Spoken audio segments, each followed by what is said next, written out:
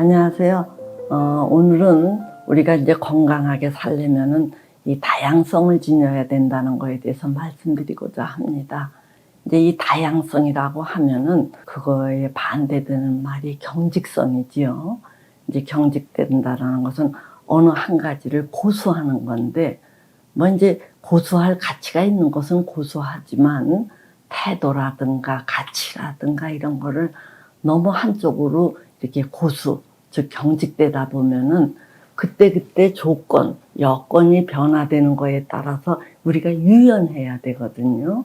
이렇게 유연하지 않으면은 그만큼 또 이게 마찰이 생겨요. 그래서 이제 우리가 정신건강은 유연성과 비례된다 이런 표현을 자주 하는데, 이 유연성이라는 것은 다른 게 아니라 그때그때 따라서 이 다양한 면모를 이거를 이제 표출을 한다랄까 지녀야 되는 걸 의미해요.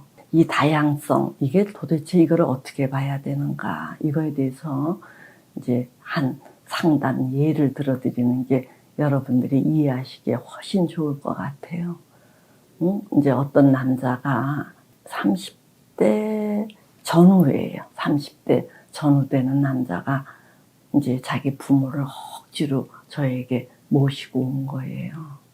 그 모시고 왔는데 왜 그러느냐 그랬더니, 아버지가 상당히 이 조금 뭐랄까 허약한 분이래요. 허약한 분인데 한때 시술을 했고, 그러니까 이 어머니가 이 남편을 용서를 하지 못해서 들들들들 볶는다는 거예요. 그러니까 이 아버지가 상당히 이제 이게 절절절절 매는데, 이런 것들이 한두 번에 이제 뭐 사과하고 용서가 되는 게 아니라 계속 지속이 되니까 아들인 자기가 볼 때에도 이건 아니다 이런 생각이 들어서 이제 부모에게 상담 예약을 했다.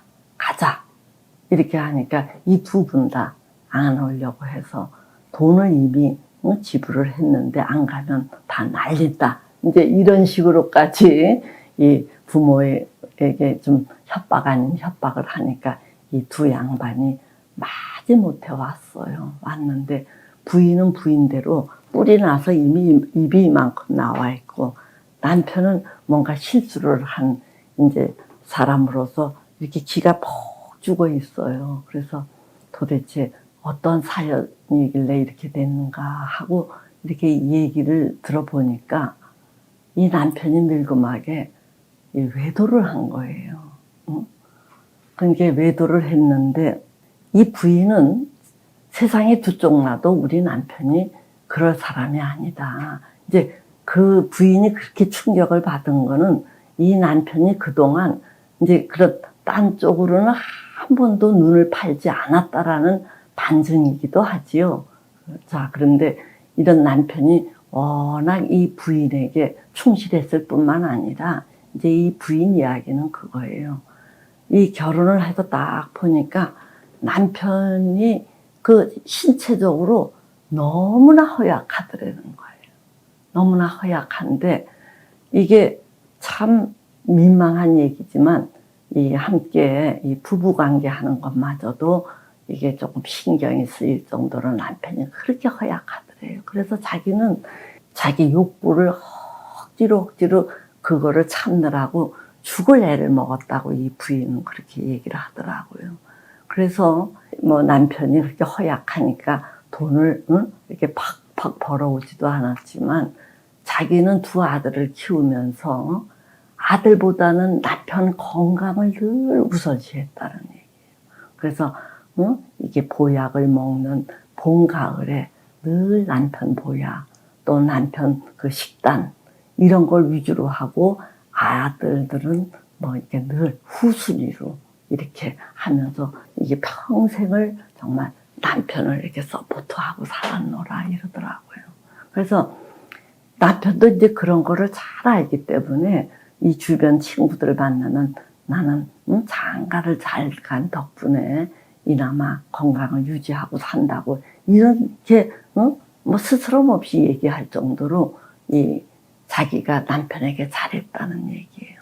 그래서 자기가 이렇게 열심으로 했으니까 이 남편은 자기에게 또 평상시에 당신뿐이 없다라는 말도 주로 하고, 그래서 철석같이 믿었는데 믿는 도끼에 발등지킨다고 뒤늦게 이럴 줄은 몰랐다는 얘기예요. 이제 이 부인의 노여움이 막 이렇게 커지면서 자기는 정말 병든 아들을 그 어머니가 돌보듯 그렇게 지극정성이었는데 이럴 수가 없다, 그런 얘기를 하길래 제가 처음에는 이제 이 부인이 남편에 대해서 그렇게 정성을 들였는데 참 노여워하겠다, 정말 환장하겠다, 이렇게 동조가 되었는데, 병든 아들을 돌보는 어머니처럼 그렇게 지극정성으로 봤다라는 그 말에 제가 이제 파고드는 거예요.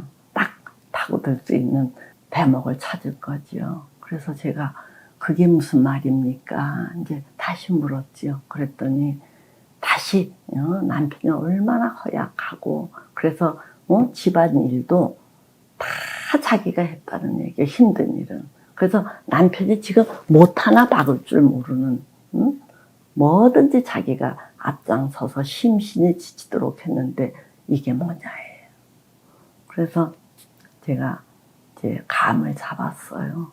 다른 게 아니라 이게 우리가 한 남자의 그 모든 마음을 사로잡으려면은, 즉 물샐 틈 없이 하려면은 이 여자가 때로는 엄마처럼 뭐든지 이렇게 해주기도 하고, 때로는 이 요부처럼 요염하게 굴 때도 있고, 또 때로는 아주 억척스럽게 밀어붙일 때도 있고, 또 때로는 이렇게 보호를 받아야 될 그 아주 야리야리한 이런 보호 본능을 불러일으킬 만한 자태도 있어야 이게 한 남자가 지루해 하지 않는다는 얘기예요.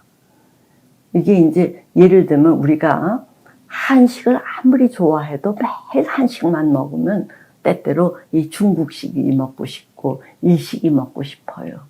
그래서 우리가 어떤 거를 좋아하는 기호가 있더라도 그것만 주구장창 경우에는 좀 질리거든요. 가끔 기분 전환으로 이것도 맛봐야 되고 저것도 맛봐야 되는데, 이 부인은 남편이 허약하다는 이유로 늘 보살펴 주기만 했던 거예요. 그래서 여기에 문제가 있겠구나 싶어서 이제 제가 이 남자를 이렇게 인터뷰할 때는 물었어요. 어쩌다가 뒤늦게 그런 일을 하셔갖고 이렇게 곤란함에 처하냐 했더니 이 남편이 자기가 생각해도 자기가 미쳤대요. 미쳤다고. 그래서 참 이 말을 안 하려고 하는데 제가 그래도 뭐가 끌리는 점이 있으셨을 거 아니냐 하면서 이렇게 살살 말을 시켜봤더니 아니나 다를까 그 상대 여자가 형편없이 애처로운 여자인 거예요. 애처롭고 뭔가 자기 앞가림 잘 못하고, 그러니까 이 남자분이 이제 사회에서 이 여자를 만났는데 너무 자기 앞가림도 못하고 이 상사에게 막 의도 터지듯이 혼나고 쩔쩔매고, 그러니까 이 양반이 볼 때 참 딱한 거예요. 그게 뭐 좋아서가 아니라 딱하니까 야 이건 이렇게 해라 그건 이렇게 하는 거야 하고 자꾸 이게 도와주다 보니까 저쪽 여자는 이 비리비리 사회생활하면서 누군가가 그렇게 도와주니까 얼마나 좋겠어요. 그러니까 그 여자는 이 남자 앞에 오면은 너무 좋아서 이렇게 하면서 이제 도움을 받고는 한 거예요. 그래서 이 남자 마음에 자기도 모르게 이 여자를 보면은 우쭐우쭐하는 이런 뭐 남성다움이랄까, 이 잠자던 남성다움이 뿔끈뿔끈 이게 솟는 거예요. 자, 그러니까 이 남자분은 부인 앞에 가면은 참 부인이 고맙고 든든하고 좋은데, 부인 앞에 가면은 늘 보호받는 그야말로 아들 같은 그런 위치 역할, 그런 기분이었는데 이 여자 앞에만 가면은 자기가 마치 무슨 기사도 정신을 갖는 것처럼 아주 으쓱으쓱 우쭐우쭐 이렇게 하니까 이 여자를 만나면 기분이 좋다는 얘기예요. 그러니까 이 남자가 자기도 모르게 이 부인에게 상당히 고마워하면서도 자기도 모르게 이쪽에 쏠린 거예요. 그러니까 이제 이 경우에서 보더라도 우리가 뭔가 잘한다고 해서 너무 그쪽으로만 치우쳤다가는 이제 이런 사태가 벌어지고 만다. 응? 이제 이런 거를 우리가 아셔야 될 것 같아요. 그 전에 어떤 이와 유사한 거를 제가 아주 어렸을 때, 그러니까 한 몇십 년 전에 유사한 사례가 있었기 때문에 요번 사례를 보면서 제가 아주 그거를 쉽게 문제를 이제 파악했던 거예요. 제가 이제 그 어떤 사례 회의에 갔을 때 이와 유사한 사례를 접했거든요.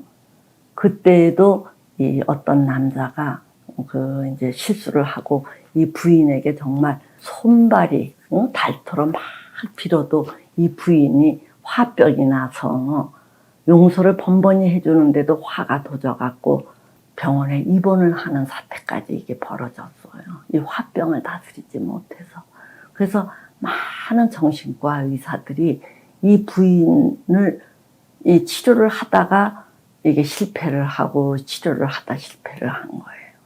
그런데 이제 어떤 여의사는 그 사례에 대해서 어떻게 일가를 하느냐 하면은 행우질은 남편이 했지만 남편으로 하여금 그런 짓을 하게 한 거는 당신이 일찍이 과부가 될까봐 불안한 나머지 너무 과도하게 한쪽으로 치우친 태도를 보였기 때문에 행우질은 남편이 했어도 원인 제공은 당신이 한 거다 하면서 이 부인에게 남편을 용서하라고 이렇게 다독이는 게 아니라 오히려 이 부인을 비난하는 이제 이런 사례를 옛날에 접한 적이 있거든요.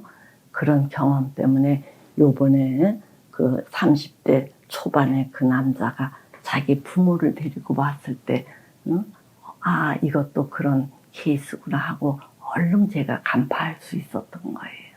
이런 사례를 통해서 제가 이제 당부드리는 것은 아무리 좋은 것도 이 빛과 그림자가 다 있다. 그러니까 좋은 거라고 해서 너무 그거를 고수하거나 그거를 고집하지 말자.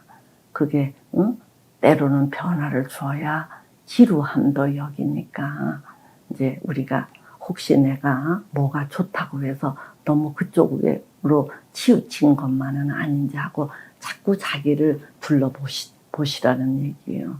즉 이 이야기 속에 이제 함축된 의미는 뭐냐 하면은 많은 분들이 나는 이렇게 열심히 잘해줬는데 네가 그럴 수 있느냐 하면서 자꾸 이렇게 억울해하고 나는 옳은데 너는 틀렸다 이런 기조로다가 가니까 이게 풀리지가 않는 거예요. 그래서 제가 이렇게 보면은 다 대충 다 맞아요. 맞기는 하는데 그 틈새에 너무 한쪽으로 치우쳤다든가 또 내가 너무 당당함으로 인해서 상대방이 느껴지는 그 위축감 또는 약간 무시당하는 것 같은 이런 거를 배려하지 못했다 하는 것들이 발견이 되어요. 그래서 우리가 아무리 좋은 거라도 그거를 너무 고집하지 말고 때로는 뒤집어서 보기도 하고 측면에서 보기도 하고 물러나기도 하면서 이 변화를 주지 않으면은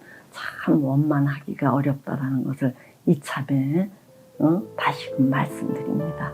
예, 오늘은 여기까지 하지요.